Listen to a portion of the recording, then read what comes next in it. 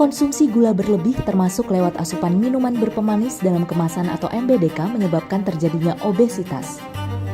Data Riset Kesehatan Dasar 2018 menunjukkan lebih dari 60% penduduk mengonsumsi minimal satu jenis MBDK per hari. Tercatat pula persentase penduduk Indonesia dengan obesitas meningkat 2 kali lipat dalam 1 dekade terakhir. Obesitas menjadi faktor risiko berbagai penyakit tidak menular kronis seperti penyakit jantung, diabetes, hipertensi, kerusakan hati dan ginjal, hingga beberapa jenis kanker. Sampai saat ini, stroke, jantung, dan diabetes masih menempati 3 penyakit penyebab kematian tertinggi di Indonesia. Prevalensi diabetes di Indonesia pun kian melonjak dari tahun ke tahun, bukan hanya pada dewasa namun juga pada anak dan remaja.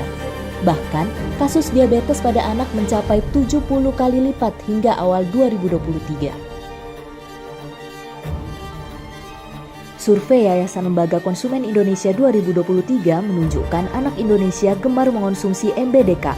Tercatat 31,6% anak mengonsumsi MBDK sebanyak 2 hingga 6 kali seminggu, bahkan 21,6% anak mengonsumsinya setiap hari. Mengapa mereka kemudian tingkat konsumsinya sangat tinggi? Karena salah satu pencetusnya adalah karena sangat mudah diperoleh di tempat si anak-anak dan remaja itu berada, misalnya warung-warung di dekat rumah, bahkan juga di kantin sekolah, atau bahkan di rumah sakit. Fenomena yang sangat mengkhawatirkan tersebut menunjukkan edukasi saja tidaklah cukup untuk mengendalikan konsumsi MBDK. Pembatasan konsumsi MBDK memerlukan intervensi pemerintah dan harus segera diterapkan. Tetapi yang utama adalah bagaimana menekan pola konsumsi masyarakat itu dengan pengenaan cukai, karena cukai dibayar konsumen sehingga konsumen punya kesadaran atau dorongan untuk mengurangi konsumsinya.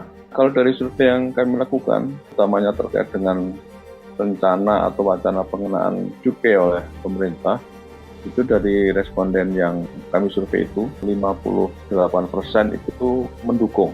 Jadi sebenarnya ada satu modal sosial yang cukup baik bagi pemerintah untuk kemudian bisa mengeksekusi wacana ini gitu. Karena sebenarnya support dari publik dan juga kesadaran dari publik itu sudah cukup baik untuk kemudian dikenakan aturan tersebut gitu.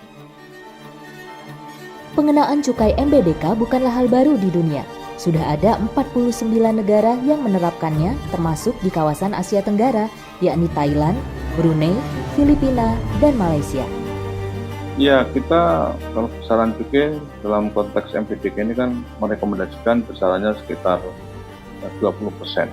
Pengalaman negara-negara seperti di Afrika Selatan, di Brasil, Meksiko itu dengan pengenaan cukai 20%. Itu bisa menurunkan 29-30% konsumsi MBDK gitu.